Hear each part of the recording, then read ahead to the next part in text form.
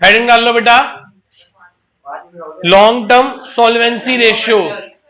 Heading डालो बेटा, long term solvency ratios type 2। हाँ, type 2 solvency ratios, long term solvency ratios, long term solvency ratios same है। Long term solvency ratios क्या बताती हैं? ये बताती हैं कि आप कितने एबल और कैपेबल हो, आप कितने एबल और कैपेबल हो अपनी लॉन्ग टर्म ऑब्लिगेशंस को फुलफिल करने में, आप अपने लंबे समय की उधारियों को चुकाने में कितने समर्थ हो, आपके पास कितनी एसेट्स हैं, कितनी नॉन करंट एसेट्स हैं, कितनी टोटल एसेट्स हैं नॉन करंट लायबिलिटीज को पे ऑफ करने के लिए। कहीं ये तो नहीं कि आपके पास करोड़ों रुपए का उधार है और एसेट्स लाखों में ही है। ठीक है, तो लिखो बेटा इसमें एक बार, solvency of a business means, solvency of a business means that the business, solvency of a business means that the business is in a position to meet, in a position to meet its long term financial obligations, long term financial obligations as and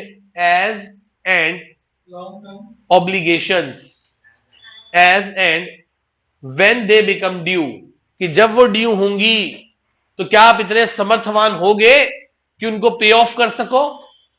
इसके अंदर हम कौन सी ratio, जब भी आपको किसी company में invest करना हो तो आप लॉन्ग टर्म सॉल्वेंसी रेशियो जरूर देखना, लॉन्ग टर्म में देखना हो सॉल्वेंट है या नहीं है। ठीक है, लिखो बेटा इसमें 4 रेशियोज पढ़ोगे। फर्स्ट कौन सी पढ़ोगे? Debt equity ratio. पहली कौन सी पढ़ोगे? Debt equity ratio. Second total asset to debt ratio, to debt ratio, total asset to debt ratio. Third proprietary ratio, third proprietary ratio.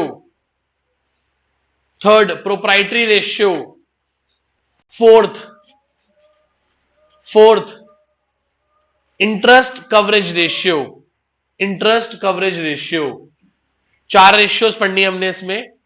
पहला डेट इक्विटी रेशियो, दूसरा total asset to debt ratio, third proprietary ratio. इन तीनों के आगे लिखो bracket में pure.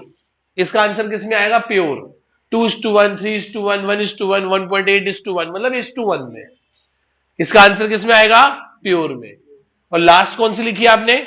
Interest coverage ratio. उसमें क्या लिखोगे? टाइम्स में। किसमें आंसर आएगा? टाइम्स में। इतने 2 time, 3 time, 5 time, 9 time, just like that. पढ़े? हेडिंग डाल लीजिए, फर्स्ट डेट इक्विटी रेशियो।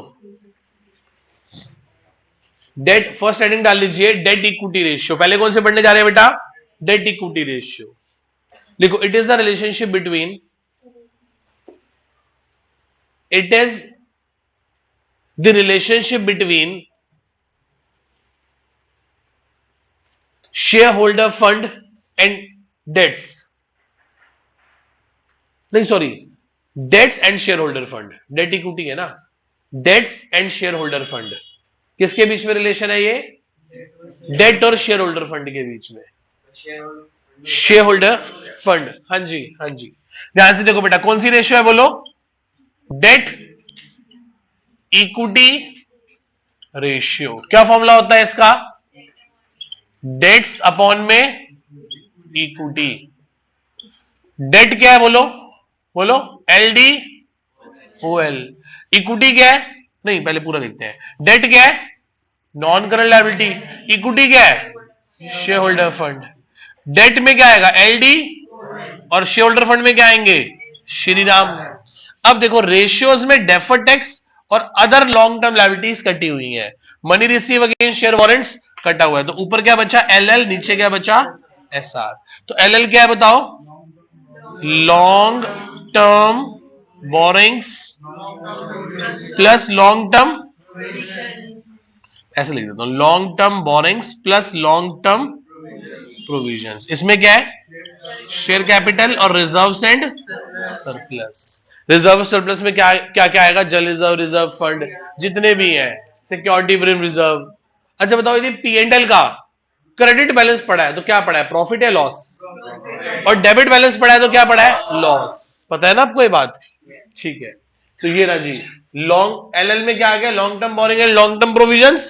और SR में क्या आ गया? Share capital, reserves and surplus. समझ गए? अब देखो फर्स्ट चैप्टर की कितनी इंपॉर्टेंस है। यदि आपको फर्स्ट चैप्टर ही नहीं आता होगा तो आप कैसे इन चीजों को आइडेंटिफाई कर पा रहे होगे? ठीक है जी। तो इसकी आइडल रेशियो क्या होती है अब समझो। इसका मतलब आपकी कंपनी के कैपिटल स्ट्रक्चर में, इसका मतलब आपकी कंपनी की स्ट्रक्चर में कितना पैसा डेट का और कितना पैसा इक्विटी का लगा है।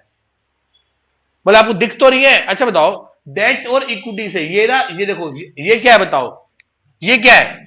इक्विटी। और ये क्या है? डेट। ये पैसा लगा कहां है? एसेट्स में तो लगा हुआ है, टोटल एसेट्स में। इससे क्या बनी होंगी? Total assets. बोलो हां या ना? आप इन दोनों का सम किसके बराबर होगा? बोलो इन दोनों का सम किसके बराबर होगा? यहां पे बोलो non current asset plus working capital के। हाँ या ना? आप इक्वेट करके देख लो, टोटल एसेट किसके बराबर है? यही तो टोटल एसेट है। डेट, ये क्या है बोलो? डेट। और ये क्या है? Equity. Debt and equity. Debt और इक्विटी से क्या बना है हमारे कंपनी के अंदर? नॉन करंट एसेट्स और वर्किंग कैपिटल। इसी से तो बनी होगी। सीए में से सीएल माइनस कर दो। तो हम ये देखना चाहते हैं कि कंपनी की टोटल एसेट्स में कितना पैसा डेट का लगा है और कितना पैसा इक्विटी का लगा है। हम लोगों की एसेट्स को देख के इन्फ्लुएंस हो जाते हैं कि इसके बाद 10 करोड़ की एसेट्स है। ओ भाई साहब, ये तो देख लो उसमें डेट कितने और इक्विटी कितनी है। तो किसी भी कंपनी में इन्वेस्ट करने से पहले आपको ये देखना बहुत जरूरी है कि उसमें कितना पैसा डेट का लगा है। दो जगह रेशियो काम आती है, एक कहां? इन्वेस्ट करने से पहले और शादी करने से पहले, है ना? ये ratio debt equity ratio check होगी। अब समझो, अब शादी करने लगे हो, अब देख रहे हो कि लड़के वालों के पास 10 करोड़ की एसेट्स हैं, इन्फ्लुएंस हो गए, शादी कर दी। बाद में बैलेंस शीट देखी तो पता चला 9.5 करोड़ का तो डेट था। 9.5 करोड़ का क्या था? डेट था। बेचारी लड़की की सैलरी भी ले लेते हैं, इंटरेस्ट पे करने में चला जाता है इनका सब कुछ। बड़े परेशान है यार। इससे अच्छा तो वो आदमी है जिसके पास 1-2 करोड़ की एसेट्स है और जीरो डेट है। कोई ब्याज नहीं देना, कोई इंटरेस्ट नहीं देना, कोई फिक्स ऑब्लिगेशन नहीं है सिर पे। ये देखो 10 करोड़ की एसेट्स है, ऐसा देख के आपने शादी फटाफट कर दी कि अच्छे घर में जा रहे हैं। बाद में पता चला कि 9.5 करोड़ की क्या है। कई बार तो इससे भी बुरे हाल होते हैं। 10 करोड़ की एसेट्स, 11 करोड़ की लायबिलिटीज।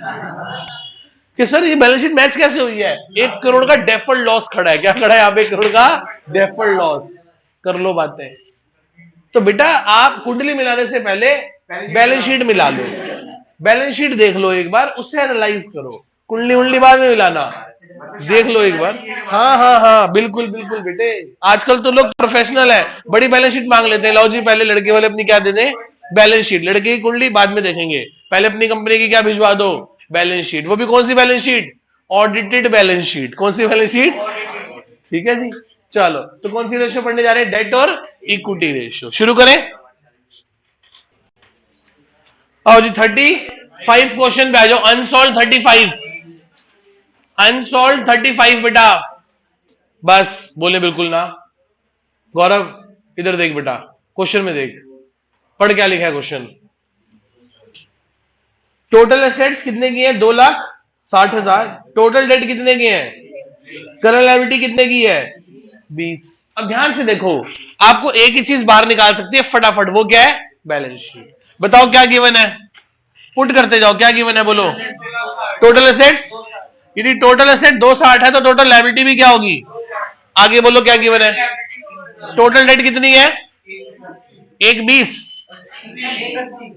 टोटल डेट 1,80 है और 20, तो ये कितनी होगी? 160। अब सुनो, 260 में से 180 गए तो बताओ शेयर होल्डर फंड क्या बचा?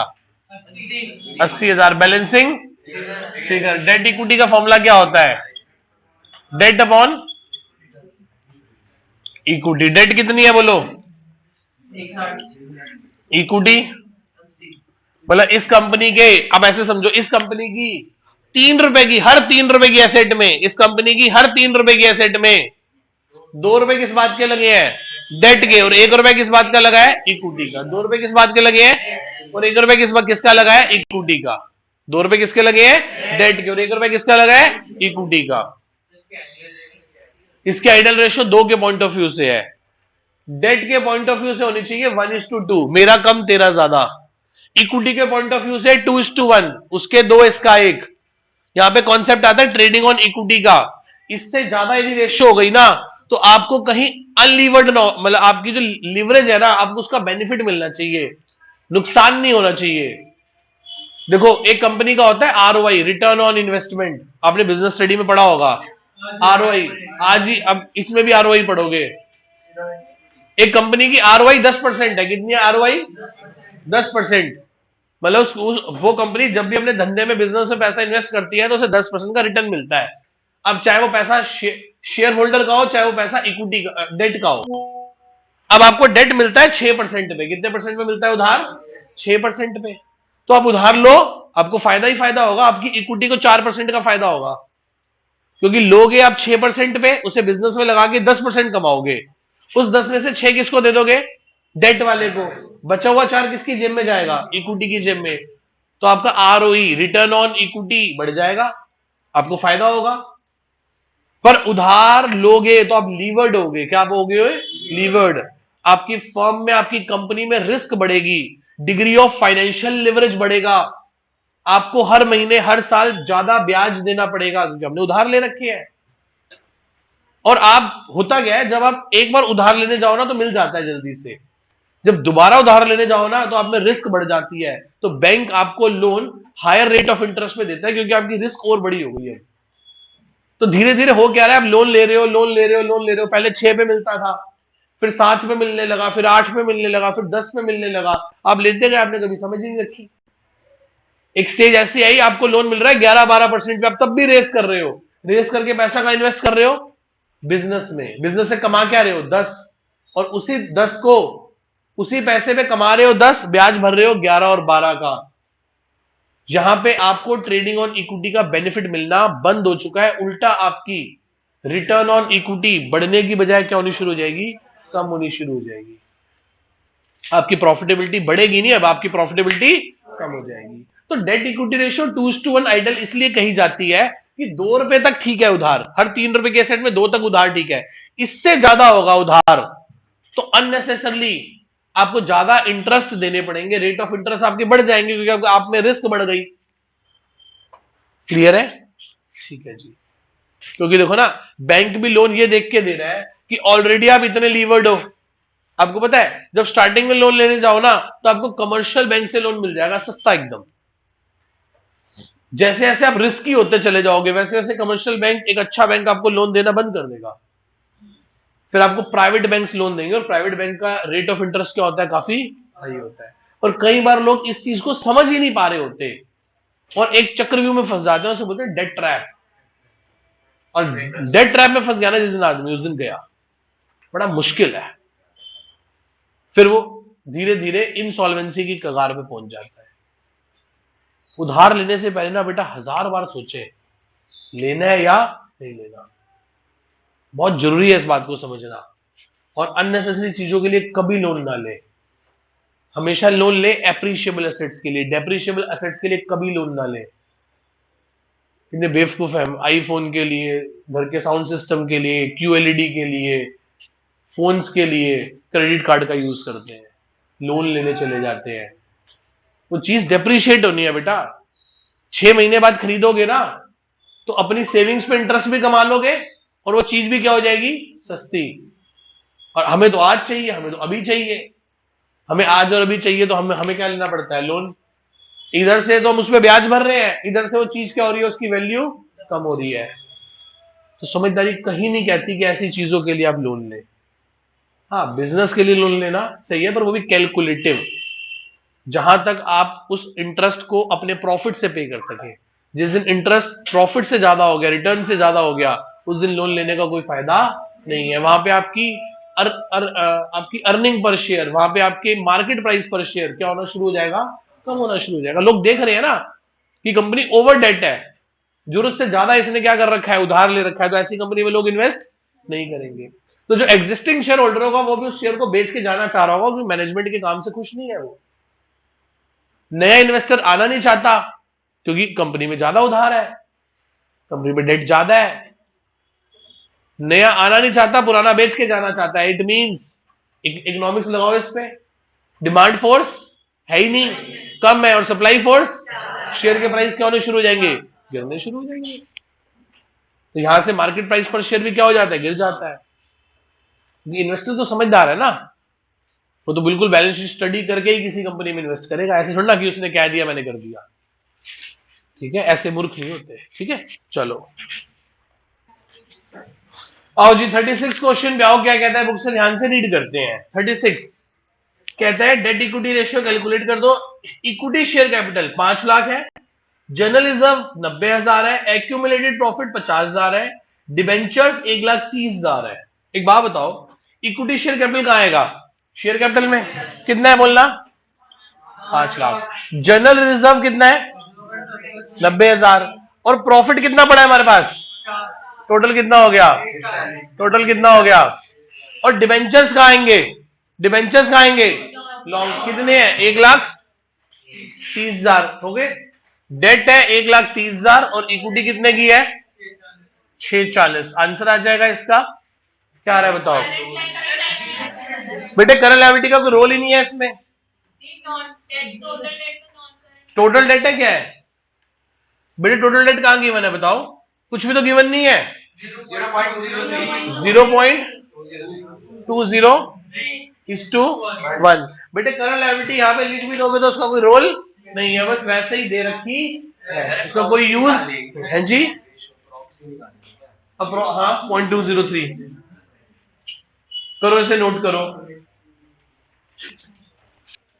38 क्वेश्चन पे आगे पढ़ो, क्या लिखा है बेटा 38 क्वेश्चन। कैपिटल एम्प्लॉयड कितना है, और शेयर होल्डर फंड। अच्छा बताओ कैपिटल एम्प्लॉयड का फॉर्मूला क्या है, share holder fund plus non current. Capital employed कितना है बोलो, 8 lakh. Share holder fund 2 lakh. Non current liability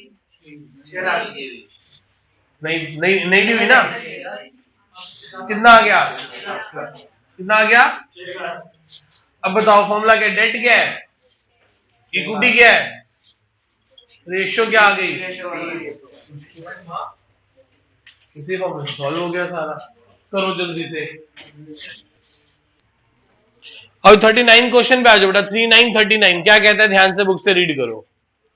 10% preference share है 5 लाख के, इक्विटी शेयर है 15 लाख के, टोटल कितने लाख के शेयर्स हो गए, तो क्या लिखोगे, शेयर कैपिटल के आगे 20 लाख। कैसे निकाला, 15 प्लस 5। आगे बताओ क्या गिवन है, security premium, reserve and surplus. 4 lakh एक का वो है, 4 लाख के, तो टोटल 5 लाख के हो गए। गलत जवाब, समझो रिजर्व एंड सरप्लस खुद ही दे रखा है 4 लाख, रिजर्व एंड सरप्लस के अंदर ही तो क्या होगा, सिक्योरिटी प्रीमियम रिजर्व, तो आप दोनों को ऐड नहीं कर सकते, वो already 4 lakh reserve and surplus दे रखा है। अब इसके बाद जनरल रिजर्व दे रखा हो, कोई भी रिजर्व दे रखा हो, आपने इग्नोर करना है, क्योंकि हमें जब हेड ही बता दिया तो मुझसे पंगा क्यों ले। रिजर्व एंड सरप्लस में कितने पैसे पड़े हैं, 4 लाख, टोटल कितने हो गए, 24 लाख, हाँ या ना। आगे चलो, long term loans, ID bank से हमने लोन ले रखा है, कितने लाख का, 30 लाख का, तो 30 लाख की लॉन्ग टर्म बोरिंग हो गई। आगे चलो, करंट एसेट्स कितने की है, करंट एसेट्स 12 लाख की है, करंट लायबिलिटी 8 लाख की है। आगे चलो, इन्वेस्टमेंट इन अदर कंपनीज, फिर प्रॉपर्टी दे रखी है 60 लाख की, लिखा है ऑन कॉस्ट, क्या लिखा है, फिर लिखा है डेप्रिसिएशन राइट ऑफ कितना करना है उस पे, ऑन कॉस्ट दे रखा है बेटा, क्या दे रखा है,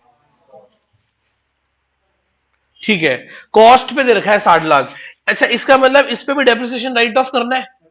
60 में से 14 गए तो क्या बचा, 60 माइनस 14 कितना, 40, और नॉन करंट इन्वेस्टमेंट कितनी दे रखी थी, टोटल कितना हो गया, 48, हाँ या ना, कितना हो गया, 48, क्या हो गया 48। अच्छा बात बताओ, कौन सी साइड बड़ी लग रही है आपको? इसे डैश कर दूं, इसे क्या कर दूं? डैश। तो कितना हो गया ये? 30। अब बताओ 30 और 24, 54, 62 लाख कितनी है? 60। और यहां भी क्या लिख दूं? 62 लाख। क्या निकालनी है आपको? डेट इक्विटी निकालनी है ना, निकाल लो। अच्छा बताओ कौन साइड कम है? ये कम है ना, तो करंट एसेट तो पूरी 12 लाख दे रखी है, तो लिख दूं अदर करंट एसेट्स कितनी होंगी अपने आप? कितनी हो गई? 50 लाख। कितनी हो गई? अब हो गए पूरे 62 लाख। हाँ क्या डाउट है बताओ बेटे? Long term loans and advances लिखे मैंने 2 लाख। यदि मैं इसको यहां 2 लाख लिखता तो बात ना बनती, कारण क्योंकि ये तो मुझे ऑलरेडी पूरी करंट एसेट्स दे ही रखी हैं, उसमें और एसेट ऐड कर ही नहीं सकते। क्या नहीं दे रखा था? नॉन करंट एसेट, तो मैंने उसी में फिट कर दिया उसको ले जाके। हालांकि का सर फर्क ही नहीं पड़ता, हमें इतनी दूर तक आना ही नहीं था, हमारा क्वेश्चन तो यही सॉल्व हो गया था। क्या फॉर्मूला है? डेट अपॉन डेट कितने हैं? 30 लाख। इक्विटी कितनी है? 24 लाख। बताना कितना हो गया? 30 बटा 24, 1.25 इज टू। दूसरी कौन सी पूछी है? करंट एसेट्स अपॉन करंट, वो तो ऑलरेडी दे रखी है 12/8। कितना हो गया? 1.5 इज टू 1। ये रहा आपके सामने 39th क्वेश्चन पूरे का पूरा। क्लियर है?